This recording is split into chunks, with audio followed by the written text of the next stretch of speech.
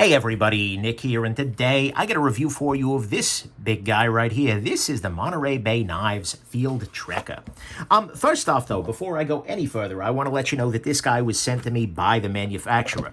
Monterey Bay Knives, actually, the way this ended up working out is that Monterey Bay Knives got in touch with me about another knife, actually, the Slayback, and said, actually, I'm gonna throw one of these Fieldtrekkers in. Just let me know what you think. Feel free to send it back. And I'm like, okay, sure, I'll check it out. Why not? But nonetheless, they sent it along. I told them, as always, I'm going to talk about the good, the great, the bad, the ugly. Might be a gem, might be junk. They did send it along. We have to assume this is the very best quality controlled single chunk of metal in micarta ever, and I'm doing my best not to let this affect the nature and quality of my review, but there you go, size comparison. Next thing, there you go, size comparison. There you go, full disclosure. Next thing is size comparison. Got a little ahead of myself there. In terms of size comparison, we'll go ahead and we'll put it up against the normal sort of choices for the channel. Here it is against the Spyderco Delica. And so what we see here is this is not a particularly small knife. Here it is against the Ontario Rat number 2. And so again, reasonably sized knife. Here it is against the Spyderco PM2. And we see that this actually has more blade length than the PM2 does, which is certainly something. Then I'll put it up here against the Ruler, and we'll see that the overall blade length on this is just about 4 inches. Maybe a hair over if the cop really doesn't like it. But nonetheless, this is a reasonably sized knife. And then actually one other little comparison, both in terms of design and style. Here it is against the Monterey Bay Knives EZC 1.5, which is by the same designer. Both of these knives are designed by Ray Laconico. And in fact, if you look at them, like, yeah, both of these knives are designed by Ray Laconico, right? And so that is definitely a thing. One thing that you're going to note is that this is a fixed blade knife. There is no ability, oh yeah, see, Ray Laconico right on the top there. But there is no ability to fold these knives. They are non-folding knives. That is a little bit weird for me. Generally, I don't do much in the way of fixed blades. A fixed blade really needs to jump out at me to get a review here. But this one did. But it's going to be a quick review nonetheless, and there's not going to be a disassembly because well, the action's pretty fine as it stands. And then finally, keep in mind, I'm not a bushcrafter nor a fixed blade guy, so you're going to want to take this review with an even bigger grain of salt than you take my normal reviews. So let's go on ahead and jump into the good and the bad on this guy and give the final conclusion here. So, because it's a quick review, just the good and the bad, it's still going to be long. Just buckle in, but the distinction matters to me, okay? Anyways, I digress. First off, this guy has a very secure lockup. I cannot get this lock to fail no matter how much I try to bend. It does not fold. I guess that's a beautiful thing. Next thing, this guy has a very simple design. I said Ray Laconico, so you should be thinking very simple design, but I don't mean simple in the insulting way, right? Ray Laconico makes knives that are generally relatively minimalist, right? They tend to have very functional blades, tend to have very functional handles, and they tend to work really, really well. I didn't get Ray's design language for a long time, but now that I've been deeper in the game for a while, I've come to really respect it. I feel like this is a pretty good port of his ideas into the fixed blade domain. So that's a beautiful thing. Next thing, the sheath on this is great. This is the leather sheath that is included with the knife for the price, and it is very well done. Not only do you get the nice MBK logo embossed on there, it's also on the blade itself, see, right there, but you get a very, very nice sheath with very nice edge painting here, with very nice coloration to it. And it is also a very secure sheath. It's not particularly hard and dry. It's not like, oh, you get some of those sheaths that feel like they're made of cardboard or something like that. No, this is very much, it's got some flex to it, and that makes it very secure. It's very hard. I can sit here and I can shake this guy with no pressure on the sheath itself, and it's not really going anywhere, right? I would have no concern that this is going to slip out of my pocket. Well, okay. If I put the sheath in my pocket, that might, but if I put this on my belt, the knife is not coming out of the sheath, right? It's just overall, it's a very, very nicely done object with a nice big loop for a nice big belt. I like this sheath. I think it's exceptionally well done, and I think it matches the overall character of the knife itself pretty well. So that's good. Next thing, knife itself, the handle on it is great. Not only is it ergonomically good, I mean, it makes sense, right? It's a rounded, reasonably thick piece of micarta with metal. The ergos are going to be good, but it's got a very nice guard to it, which is nice. And this material is great. It's a burlap micarta, right? And it just looks really, really good. I'll zoom in a little bit and see if you can get a closer look, but yeah, that's good, right? It is just layers of burlap with some kind of a resin in the middle there. And so as you run your finger across it, you do get a little bit of a texturation from it. You do feel a little bit of that burlap, but it is not, it's not like a super absorptive micarta or anything like that. It feels quite nice. I think it's a very nice, and it looks good too. It's kind of got a weird mix between a little bit woody, a little bit micarta-y, a little bit snaky. It's an attractive handle. I think it looks very, very good. And so that's good. And the ergos, like I said, are very, very good. Next thing, the blade, and I'm running out of stuff to talk about on a fixed blade here, but nonetheless, the blade is good. The blade is 3V steel. It's not marked on here, which is a small demerit, but nonetheless, it is 3V steel, but it is run very reasonably hard at 60 RC, or HRC, that is. According to the MBK people, I didn't poke it myself. I don't have that ability and training and whatnot, but nonetheless, it is a run hard. I believe it, though. It is very, very well done. It strops up beautifully, and it has a very nice blade shape, with some flat down here, some belly, a nice tip here, and it is actually reasonably thin behind the edge, both at the bottom and at the tip there, making this guy slice very nicely. It's also got a very nice sharpening choil here. And I gotta say, just as a cutting tool, it was a pleasure to use because it strops up beautifully, right? Use it a little bit and then throw this guy against a strop and it gets ridiculously sharp. I really like this steel. 3V is not something I do on all my folders, but by God, it is definitely a nice choice here in a big old fixed blade, right? It is a solid, solid blade.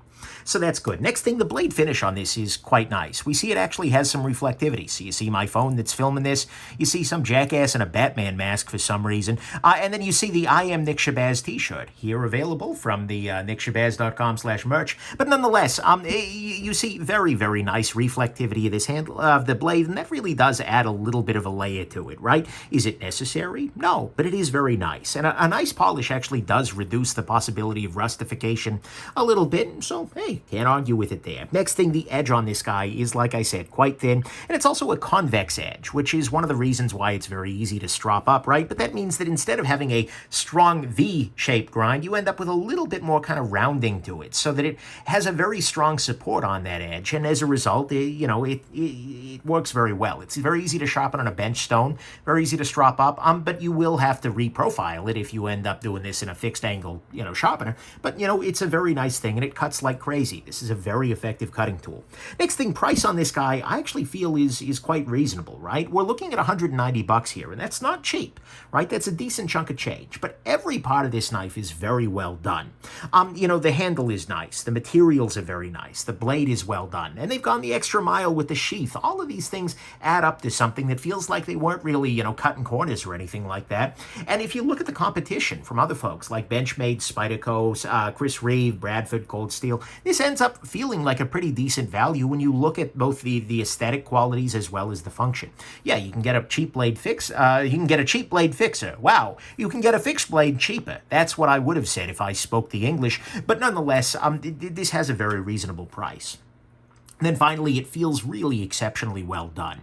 It's a very nice object in addition to being a very fine tool, right? I really, looking at this guy, it is attractive. It's well done. As a collector of higher end knives, this appeals to me. And that's silly at some level. It's a fixed blade cutting tool, but at another level, I like it. It's good, and it feels like MBK wanted to make something here, or at least wound up making something that's a little bit classier than your average bushcraft knife, right? And I really do appreciate that. So to me, all of that is the good, is that it feels exceptionally well done. It's got a reasonable price, a thin convex edge, a beautiful blade finish on a great blade, with a great handle, a nice sheath, a simple design, and a very, very secure lockup. On the bad side, to start with, I've had trouble getting it to fold shut, but you know what, I'll work through it. Next thing, this has a convex edge. As I mentioned, that's actually a fine thing. I don't mind convex edges, but if you're using a fixed angle sharpening system, it's going to not perform as you expect it to, right? You're going to have to sharpen it convex style, and that's doable, right? But you just need to adapt yourself a little bit. So if you put this guy on your KME or something like that, and it's not acting like you expect, well, that's why. You'll need to reprofile, or just keep it convex. Next thing, one thing that is missing from this particular, handle choice here is the pinch grip ability.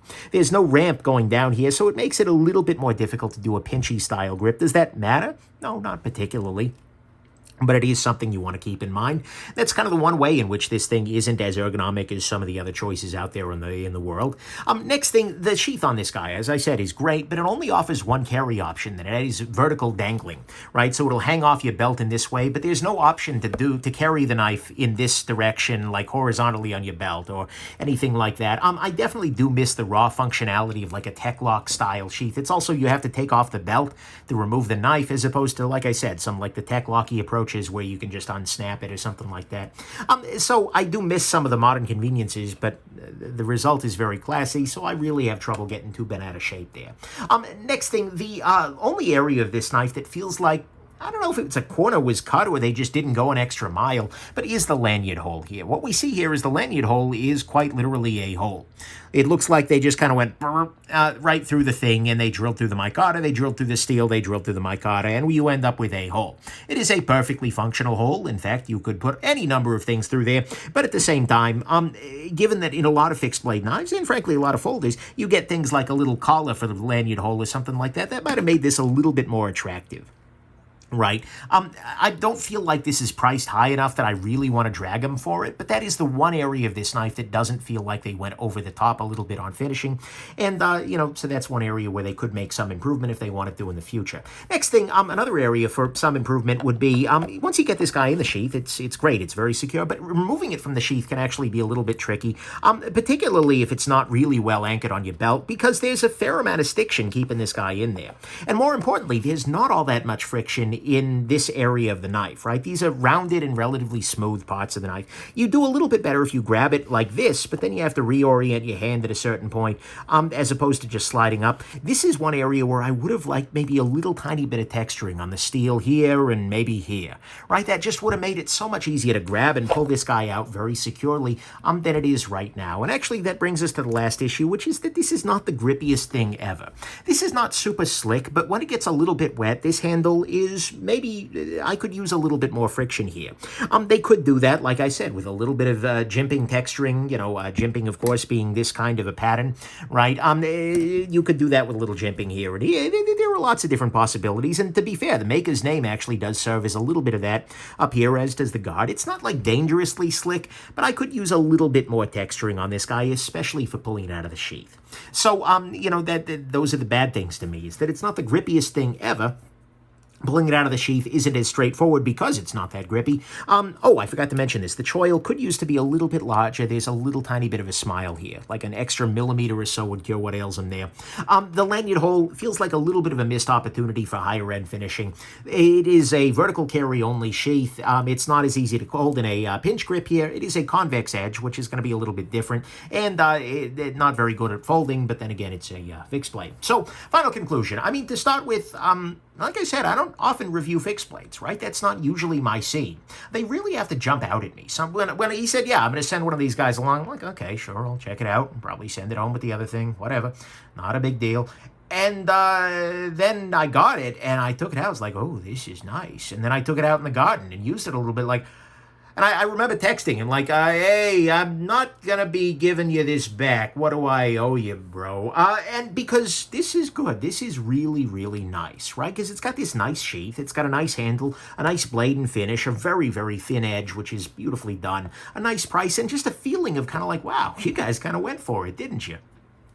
And I do appreciate that very much. There are definitely some nitpicks. The lanyard hole could be done a little bit better. The choil could be a little bigger, and a little more texturing would be nice. But this kind of shocked me, honestly. It's one of the better blends of form and function that I've seen in a relatively small fixed blade, right? It's not like the little tiny, this isn't a neck knife by any stretch of the imagination. 4 inches is not a tiny knife, but it really feels like it's very well balanced in that way. It's something that felt very much at home in the yard, cutting through roots and things like that. But you could also put it on a nice stand in the office afterwards once you clean it off. And indeed, I cleaned off a bunch of tape masks from this guy before I did this review. But nonetheless, it's very, very good in that way. Now, mind you, I have not put this through the bushcraft ringer, so to speak. My idea of feather sticking generally involves grabbing a stick, cutting open a pillow, and grabbing the Elmer's glue.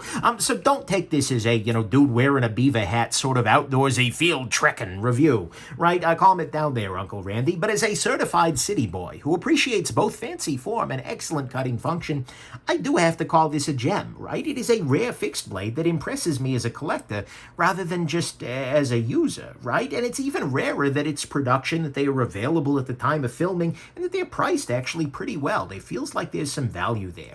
So if you're after a nice fixed blade, which is both fashionable and functionable, then I think you're going to find this little guy outstanding in its field. Trekker. You'll want to make the trek to MBK to pick one of these guys up. Buying this won't break my cardinal rules of knife buying. Get it? My Carter? No? Okay. Hope this has been interesting to you. And have yourselves an absolutely wonderful rest of your day. Bye now.